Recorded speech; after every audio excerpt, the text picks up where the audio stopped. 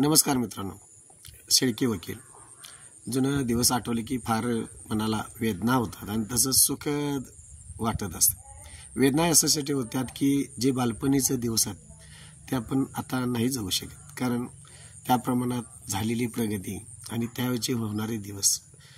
मी माझं लहानपण सगळं चंद्रे तालुका राधानगरी जिल्हा कोल्हापूर इथंच गेलं. लहानपणी फार म्हणजे 7वीच्या काही गोष्टी 5वीच्या काही गोष्टी इतक्या भारी होत्या किंवा लहानपणाच्या एवढ्या भारी गोष्टी होत्या.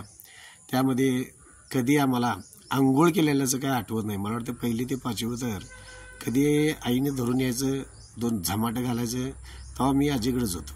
आजी न्यायची, मस्तपैकी ओढून ताडून न्यायची, आपली आंघोळ वगैरे करायची. आणि मला तरी काय 3री पत्र चड्डी घातली असेल असं काय मला तरी आठवत नाही. मग घातलेली असेल तर ठीक आहे, पण शक्यतो नव्हतेच ढोंगणामध्ये कधी चड्डी. आणि जर ज्यावेळी कळाले की आम्ही चड्डी घालतोय त्यावेळी चड्डी ही पाठीमागनं फाटलेली असायची. दोन्ही पाठीमागल्या ढोंगणावली चड्डी ही फाटलेली. एवढं आमचं छान ड्रेस असायचं. आणि शर्ट तर एवढं भारी असायचा. माझा एक कुम्या मित्र होता, त्यांचं आणि आमचं शर्ट एवढं भारी असायचं की टेलर आलेलं शिवलेली बटणं ही खचून ते 2 ते 3 दिवसच त्या शर्टाला असायचे. त्यानंतर मग त्याला बटणं जरी असली तरी सुद्धा वरचं बटण खायच्या काजव्याला, खायचं बटण वरच्या काजव्याला घातलेलं असायचे. कवा ते सरळ नसल्याचं धुता आजीला धुवायला वेळ मिळायचा नाही. आणि ती कायम आमचं सारखं चड्डी आणि शर्ट एकच असायचं. शिवबोट उजव्या हाताने किंवा डाव्या हातानं इथनं असा जीव वाढायचा, ते त्याच्या खपल्या धरायच्या, त्या हातावर खपल्या धरायच्या.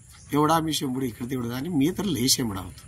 त्यामुळे विषय कसा असायचा की सुरुवातीचे दिवस होते ते एकदम भारी होते.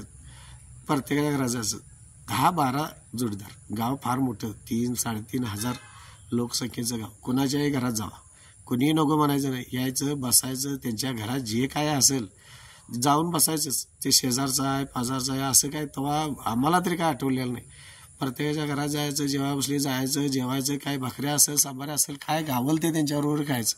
इतके भारी होते. शेजाऱ्याकडनं काय उसणं बिसणं मागायचं असेल, मागतात कुठलं, डायरेक्ट जाऊन माझ्याच घरातला आहे म्हणून ते मागून आणायचं.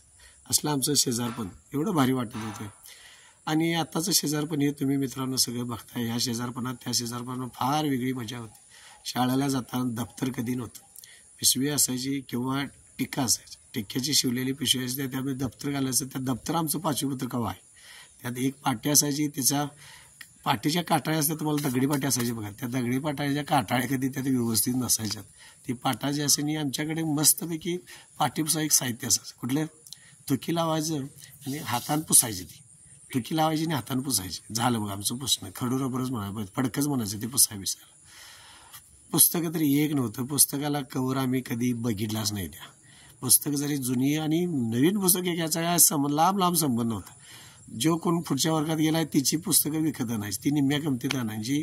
आणि राहिलेल्या गेल्या वर्षीच्या सगळ्या वहीची पानं सगळी एकत्र करायची, टाचणीने इकडे दाबणान त्याला होलं पाडून त्याला वाका शिवताला दोरा, त्या वाका शिवलेल्या दोऱ्यानं आपली ती बांधायची आणि जुनी वही तयार करायची. 200 पेजेस जेवढी पानं जुनी शिल्लक राहिली असतील तेवढी नव्याने गावली तर त्यात घालायची आणि एकच वहीची लांबडी तयार करायची, वर्षभर पुरली पाहिजे. आणि मधल्या सुट्टी लगीला झाली की सगळं मिळून एकत्र आम्ही तलाव करायचं आणि त्या पद्धतीनं तलाव करून त्यामध्ये लगीन करायचे. एवढे दिवस आठवले की नाही, त्यावेळेची मित्र भेटली की नाही, एवढं भारी वाटते की असलं दिवस आता ही गेलेलं दिवस का आपल्या आयुष्यात येऊ शकत नाहीत. कुणाची सायकल नाही. मला वाटते 5वी पत्र तरी मला चप्पल आमच्या काही पायात नव्हतंच. आणि जाताना शाळेला आमचा एक महामार्ग असायचा. कुठला माहिती आहे काय, घरातनं जाताना शाळापत्र आणि शाळेपासून जाताना घरापत्र. ह्या गटरावर एकदा त्या गटरावर एकदा, मधनं आम्ही चालतच नव्हतो. मधनं चालू तर ह्या गटराचं त्या गटराला जायचं, त्या गटरानं त्या गटराला जायचं. आणि शाळेला जाताना येताना एवढे दांडकान आल्या, 2-3 फुटाचं एक सळीचं दांडकान असं. पावसाळ्याच्या दिवसात एवढी भारी वाटायचं. ती सळी रुतवायची. सळी रुतवत पुढं जायचं. आणि जो पडल, सळी पडली की त्यानं डाव दुसऱ्यावर द्यायचं. असलं आमचं खेळणं लय भारी होतं. त्या रुतवायचं, मारायचं, पुढं जायचं, रुतवायचं, मारायचं, पुढं जायचं. अशा पद्धतीनं मस्तपैकी आम्ही सुरळीत दिवस गेले. ते दिवस फक्त राहिल्यात आता आठवणी. मित्रांनो, असंच माझं आयुष्य जे आहे ते पुढच्या प्रत्येक व्हिडिओमध्ये आपल्याला बघायला मिळेल. धन्यवाद.